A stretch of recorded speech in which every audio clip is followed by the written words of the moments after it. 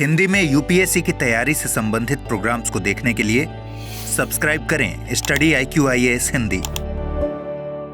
बच्चे इस देश की धरोहर हैं, बच्चे इस देश की विरासत हैं, बच्चे इस देश की सबसे बड़ी पूंजी हैं। क्योंकि हम कल कहाँ खड़े होंगे इसको डिसाइड करने वाले हमारे बच्चे ही हैं, क्योंकि यही आगे जाके बड़े होंगे, बड़े होकर युवा शक्ति में कन्वर्ट होंगे और देश को विकासशील से विकसित बनाने में सबसे बड़ा कॉन्ट्रीब्यूशन इनका ही होगा। लेकिन एक दुर्भाग्य की बात है, दुर्भाग्य की बात यह है कि इंसान इतना स्वार्थी हो गया है।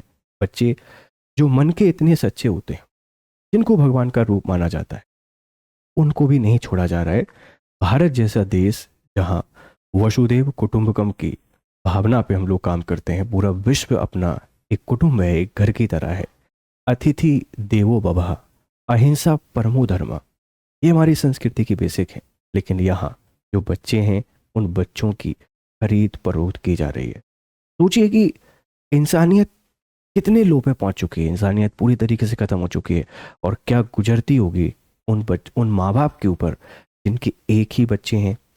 एक है, दो हैं, तीनों से फर्क नहीं पड़ता, लेकिन अगर बच्चा नहीं रहता है तो उस माँ की उस पीड़ा, उस वेदना, उस दर्द को कौन समझेगा? कोई नहीं समझेगा। तो हमें आज यही समझने की कोशिश करनी है कि किस तरीके से चाइल्ड ट्रैफिकिंग बढ़ रही है और इसको कैसे आप रोक सकते हैं। आर्टिकल 21 जो है, इस आर्टिकल 21 से इसका क्या रिलेशन है, इसको भी जानने की कोशिश करेंगे। How should India tackle child trafficking? Bharat कैसे करके जो चाइल्ड ट्रैफिकिंग है इसको टेकल कर सकता है, कैसे इसको रोक सकता है, ये पूरी खबर का सार है। अक्सर आपने सड़क पे बहुत सारे बच्चों को टहलते देखा होगा।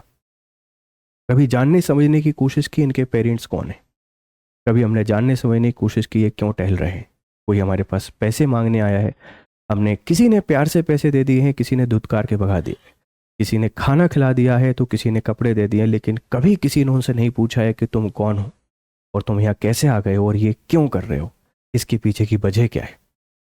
क्योंकि भागता हुआ जीवन हमको इतना मौका ही नहीं देता है कि चंद पल पल ठहर कर किसी के हाल पे हम थोड़ी सी चर्चा कर लें। ये बच्चे यूं ही मांगने नहीं आ जाते। आप सोचिए ना कि हमको तो किसी से एक पेन मांगने में इतनी तकलीफ होती है कि क्या ही सोचेगा। वो अपना जमीर बेचकर हर दिन पैसे मांगते हैं। मांगते क्यों हैं? क्योंकि उनके जो सरगना के प्रमुख हैं, उनके जो मालिक हैं, जो उनको खरीद कर लाएं, उनको चोरी करके लाएं, शाम को खाना और मार दोनों मिलेगी। पैसा ले जाने के बाद भी, खाना मारने के बाद, पैसा ले जाने के बाद भी खाना कब मिला? जब मार रहे हैं। और नहीं लेके जाएंगे तो तब सिर्फ और सिर्फ क्या मिलेगी? मार मिलेगी। मारा जाएगा, कूटा जाएगा, हाथ पैर तोड़ दिए जाते हैं, जला दिए जाते हैं। ये बच्चे हैंडीकैप्ड कैसे होते हैं? ऐसे ही होते हैं। और इसके पीछे सबसे बड़ी वजह क्या है? Child trafficking. और इसके पीछे बड़ी वजह क्या है? जो ओवर पॉपुलेशन एक्सप्लोटेशन हमने कर दिया है, अनएम्प्लॉयमेंट जो है, गरीबी जो है, ये ढेर सारी चीज़ें इसके पीछे हमको यहाँ पर देखने को मिलती है। ध्यान रखिएगा, इन सबको हमको रोकना है। और कैसे रोक सकते हैं, इन सबको समझने की कोशिश करेंगे। आगे बढ़ने से पहले आप ये हमारे कोर्सेज को देख लीजिए। इनमें आपको ढेर सारे ऑफर मिल रहे हैं। ये 2027 का प्रतिज्ञा फाउंडेशन बैच है। निर्माण 2028 हमारा फाउंडेशन बैच है। ध्यान रखना, ये 31,999 से इसकी शुरुआत हो रही है। ये हमारा SIP 2026 बैच है। आप इनमें से किसी भी बैच में एनरोल कर सकते हैं। 31 जनवरी 2026 बैच की अंतिम तिथि है। ये मिनिमम प्राइजेस पे आपको मिल रहे हैं। By using GRS live code, इसके थ्रू आप हमसे जुड़ सकते हैं और बढ़िया तरीके से अपनी पढ़ाई कर सकते हैं। अगर इन क्लासेस की PDF आपको चाहिए तो यहाँ आ जाइए। ये मेरा टेलीग्राम चैनल है, यहाँ पर आपको PDF मिल जाएगा। और इंस्टाग्राम पर आकर आप मुझसे बात भी कर सकते हैं। ठीक है भाई, देखो जरा। अब अगर आपसे कोई पृष्ठभूमि के बारे में बात करता है तो बाल तस्करी भारत में एक गंभीर मानव अधिकार समस्या बनी हुई है। ये सिर्फ और सिर्फ तस्करी नहीं है, यह एक मानव अधिकार समस्या बनी हुई है। यह एक ह्यूमन राइट की प्रॉब्लम बनी हुई है। इस बात को ध्यान रखिएगा। NCRB 2022 national crime record bureau 18 वर्ष से कम आयु के 3098 बच्चों को बचाया गया। इतने बच्चों को बचाया गया। अप्रैल 2024 से मार्च 2025 बाल श्रम, तस्करी और अपहरण के 53,000 बच्चे रेस्क्यू किए गए। 2018 से लेकर 22 की दोष सिद्धि दर मात्र 4.8%, सबसे बड़ी चुनौती है। आप सोचिए, ये वो बच्चे हैं जो रेस्क्यू किए गए हैं, ये वो बच्चे हैं जिनको बचाया गया है, इस बात को ध्यान रखिएगा, जिनको रेस्क्यू किया गया है, जिनको बचाया गया है। ऐसे अनगिनत, ऐसे लाखों बच्चे हैं जिनको आप नहीं बचा पा रहे हैं, जिनको नहीं रोक पा रहे हैं, लेकिन उसके बाद भी जो कन्विक्शन रेट है, जो दोष सिद्धि की दर है, ये दोष सिद्धि की दर मात्र 4.8% है। मतलब आप ये कह रहे हैं कि इसको हमने सीधा सीधा, या आप कह सकते हैं खुला, ओपन समर्थन दिया हुआ है कि आप जितने बाल अपराध करना चाहते हैं करिए, कोई दिक्कत नहीं है, कोई समस्या नहीं है, क्योंकि कन्विक्शन की रेट ही 4.8% है। डर किस चीज का है? कानून किस चीज को कहते हैं? कानून किस चिड़िया, किस खेत की चिड़िया है? हम उठाएंगे, बेचेंगे, पकड़े जाएंगे, वापस आ जाएंगे। ये सवाल है व्यवस्थाओं के ऊपर, ये सवाल है प्रशासन के ऊपर, ये सवाल है देश के जो प्रमुख हैं, इन प्रमुखों के ऊपर, कि बच्चे जो इस देश का भविष्य हैं, अगर उनकी ये हालात हैं तो देश कहाँ जाएगा? इनको सजा मिल क्यों नहीं रही है? क्या पॉलिटिकल संरक्षण इनको मिल रहा है, या पैसे की आड़ में करप्शन का बहुत बड़ा खेल चल रहा है? आपको क्या लगता है? आप अपनी राय इस पे हमको जरूर दीजिए, क्योंकि मेरी बातें आपको खराब लग सकती हैं, पर कड़वी सच्चाई यही है कि या तो राजनीतिक संरक्षण इनके पास है या प्रशासनिक संरक्षण इनके पास है। कन्विक्शन रेट 4.8%, इतने बच्चे पकड़े जा रहे हैं, किसी को सजा नहीं मिल रही है। क्या बच्चा अपनी मर्जी से बिकने जा रहा है क्या? अपनी मर्जी से कोई नहीं बेच सकता है खुद को। मजबूरी अक्सर किसी को इतना मजबूर कर देती है कि वो खुद को बेचने के लिए तैयार हो जाता है। वो भूख के लिए सड़क पर घूमते रहते हैं, तिल मिलाते रहते हैं, आपकी ठोकरें खाते रहते हैं। लेकिन क्यों? क्योंकि भूख बहुत बड़ी चीज है। हमें इनके लिए काम करना पड़ेगा। Supreme court KP Kiran Kumar बनाम राज्य बाल तस्करी को अनुच्छेद 21 जीवन का अधिकार का घोर उल्लंघन माना और सख्त दिशा निर्देश जारी किए। ध्यान रखना, केपी किरण कुमार बनाम स्टेट में बाल तस्करी, ह्यूमन ट्रैफिकिंग को आर्टिकल 21 के अंतर्गत मौलिक अधिकार का उल्लंघन माना है, मानव अधिकार का उल्लंघन भी है। और इसके लिए बोला गया है कि ऐसे जो अपराध कर रहे हैं, इन लोगों को सख्त से सख्त सजा यहाँ पे मिलनी चाहिए। आप उनको यूं ही नहीं छोड़ सकते। ये आंकड़े आप लोग याद रखना कि क्या गंभीर समस्या क्यों है, कितने बच्चे जा रहे हैं, कन्विक्शन रेट क्या है, ये केस आप याद रखना। प्रीलिम्स में आपसे कोई सवाल पूछ सकता है। बाल तस्करी क्या है? अंतरराष्ट्रीय परिभाषा पालोमो प्रोटोकॉल 2000, जो पालोमो हमारा प्रोटोकॉल है 2000, इसमें क्या कहते हैं? बच्चे की भर्ती, परिवहन, स्थानांतरण, शरण देना या प्राप्त करना शोषण के उद्देश्य से किसी बच्चे को किसी भी तरीके से रिक्रूट करना, ट्रांसपोर्ट करना, ट्रांसफर करना, ठीक है, उसको शरण देना, सिर्फ और सिर्फ उसका एक्सप्लोटेशन, शोषण करने के पर्पज से ये बाल तस्करी मानी जाएगी। बच्चों के मामले में सहमति अप्रासंगिक है।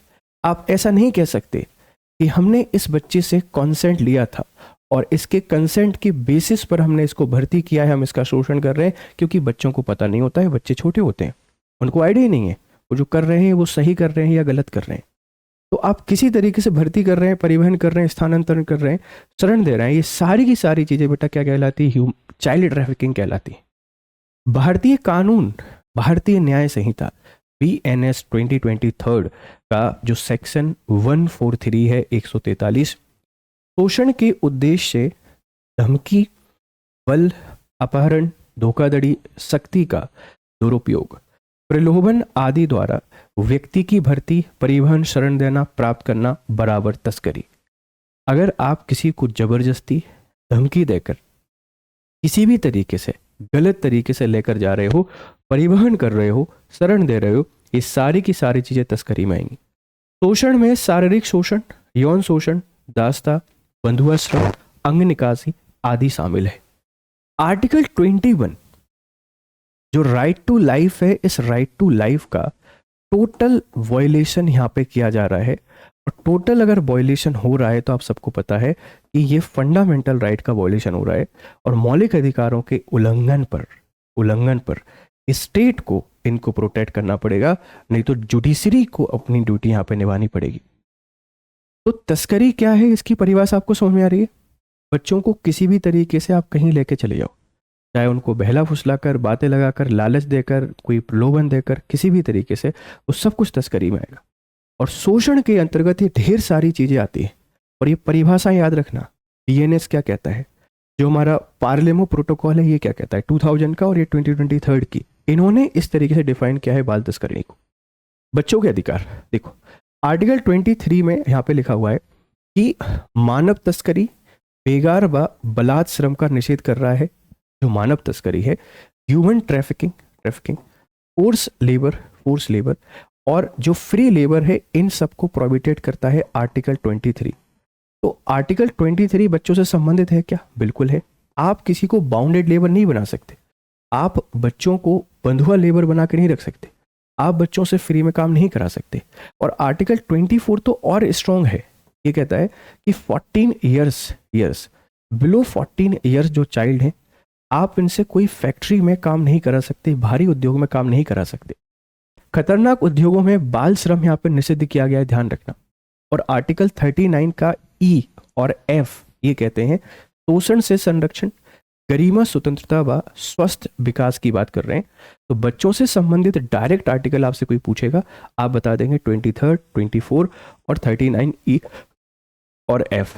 इसी के साथ में आर्टिकल 21 तो बेटा इसमें आता ही आता है। आप आर्टिकल 21 का तो वॉयलेशन कर ही रहे हो हर एक परिस्थिति में, बिकॉज ये राइट टू जो लाइफ है, इस राइट टू लाइफ का वॉयलेशन यहाँ पे हो रहा है, उल्लंघन यहाँ पे हो रहा है। और अगर राइट टू लाइफ का उल्लंघन हो रहा है तो सीधी सी बात आप कह सकते हैं कि ह्यूमन राइट का उल्लंघन हो रहा है। और बच्चों की ट्रैफिकिंग, शर्म नहीं आती इन लोगों को? इनके बच्चे की कोई ट्रैफिकिंग कर ले, जो ट्रैफिकिंग करते हैं, उस दिन इनको समझ में आता है कि कितना बड़ा अपराध या कितना जघन्य अपराध इन लोगों ने कर दिया है। तो इसीलिए आपने ध्यान रखना है कि ये उनके अधिकार हैं 23, 24, 39 ई और एफ, है ना। यहां पर इनके प्रावधान दिए गए हैं, ध्यान रखिएगा। प्रमुख विधायी ढांचा क्या है? BNS 2023 धारा 98 और 99, नाबालिगों की जो खरीद फरोख्त है, अनैतिक व्यापार निवारण अधिनियम 1956, यौन शोषण हेतु सरकारी रोकथाम, जुवेनाइल जस्टिस अधिनियम 2015, पीड़ित बच्चों की देखभाल, संरक्षण व पुनर्वास, आपराधिक कानून संशोधन अधिनियम 2013, तस्करी की व्यापक परिभाषा, सहमति अप्रासंगिक, पॉक्सो जो हमारा एक्ट है ये 2012 का है, यौन अपराधों की स्पष्ट परिभाषा, कठोर दंड, आजीवन मृत्यु दंड अत्यंत मामलों में, लैंगिक तटस्थ, 400 फास्ट ट्रैक कोर्ट, प्रति कोर्ट 165 मामले का लक्ष्य रखा गया है। ये सारे के सारे लीगल फ्रेमवर्क है जो बच्चों के राइट को प्रोटेक्ट करता है। और बहुत बड़ा जघन्य अपराध है, अगर आप ये कर रहे हैं तो इसको रोकिए। आपके आसपास कहीं हो रहा है तो उनको रेस्क्यू कराने की कोशिश कीजिए, क्योंकि बच्चे इस देश का भविष्य होते हैं, ध्यान रखिएगा। ठीक है भाई, अगर लीगल फ्रेमवर्क पूछेगा आप लोग ये बता देंगे। अब इसके पीछे कारण क्या है? देखो, जब भी ड्राइवर्स की आपसे कोई बात करेगा, ऐसे क्या होते हैं जो इसको ड्रिवन करते हैं? पॉवर्टी सबसे बड़ा फैक्टर है, पॉवर्टी, अनएम्प्लॉयमेंट, फिर माइग्रेशन, आपदाएं, डिजास्टर जो है ये एक बड़ी दिक्कत है, हंसिए के समुदाय, सोशल मीडिया, ऑनलाइन प्लेटफॉर्म, नकली नौकरियां, मॉडलिंग का लालच देकर, ये एक बहुत खतरनाक स्थिति बन गई है। एक बहुत ही खतरनाक स्थिति बन गई है। इस बात को ध्यान रखिए कि जो सोशल मीडिया है, ये सोशल मीडिया के थ्रू अब बच्चों को ऑफर दिए जाते हैं कि आप आओ, हम आपको मॉडलिंग कराएंगे, अच्छा खासा पैसा देंगे, लिविश लाइफ दिखाई जाती है, बच्चे चले जाते हैं, वापस जाते हैं, फिर उनको ड्रग्स दिलाए जाते हैं, फिर उनसे काम कराए जाते हैं या उनका गलत यूज़ किया जाता है। तो ये सब कारण है, ट्रेडिशनल कारण थे, लेकिन भी बहुत बड़ा कारण बन गया है सोशल मीडिया और online platforms.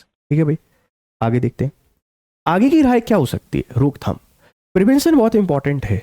School drop out कम करना, सामाजिक सुरक्षा, PDS, DBT, छात्रवृत्ति बढ़ाना, डिजिटल साक्षरता व ऑनलाइन भर्ती पर निगरानी, समुदाय आधारित निगरानी, पंचायत NGO साझेदारी, परिवर्तन व न्याय, एनफोर्समेंट एंड जस्टिस, जांच की गुणवत्ता सुधार करनी पड़ेगी, विशेष AHTO इकाइयां बनानी पड़ेंगी, त्वरित ट्रायल, गवाह संरक्षण, फॉरेंसिक, डिजिटल साक्ष्य का उपयोग, 2 सिद्धि दर बढ़ाने पर फोकस, पीड़ित केंद्रित दृष्टि लेके आनी पड़ेगी, संघ राज्य समन्वय बनाना पड़ेगा, तब जाकर आप इसका समाधान निकाल पाएंगे, नहीं तो समाधान नहीं मिलेगा। एक बहुत भीवस घटना पे हम लोग बात कर रहे हैं। आप इसको सोसाइटी वाले टॉपिक में यूज़ कर पाएंगे, सोसाइटी, इंडियन सोसाइटी, यहाँ आपको काम आ जाएगा। इशू रिलेटेड विथ चिल्ड्रन, यहाँ पे काम आ जाएगा। आप दोनों जगह इसको बढ़िया तरीके से यूज़ कर सकते हैं और अपनी आंसर राइटिंग की फ्रेमिंग कर सकते हैं। ये क्वेश्चन है, पालेमोलो प्रोटोकॉल के संदर्भ में निम्नलिखित घटनाओं पर विचार कीजिए।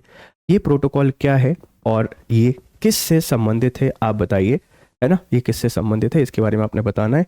और जाते जाते फिर आपके लिए वही है, ये हमारा ऑफ़र चल रहा है, इस ऑफ़र का हिस्सा बनिए, इन कोर्सेज में एनरोल कीजिए, SIP 2026, 2027, 2028। और इसी के साथ में आप मुझसे जुड़ना चाहते हैं तो यहाँ आ जाइए, यहाँ आपको PDF और इंस्टाग्राम पे आकर आप मुझसे बात कर सकते हैं। चलिए फिर मिलते हैं, तब तक आप लोग खुश रहें, मस्त रहें। Have nice time, good day to all. Hindi में UPSC की तैयारी से संबंधित प्रोग्राम्स को देखने के लिए सब्सक्राइब करें स्टडी IQ IAS हिंदी।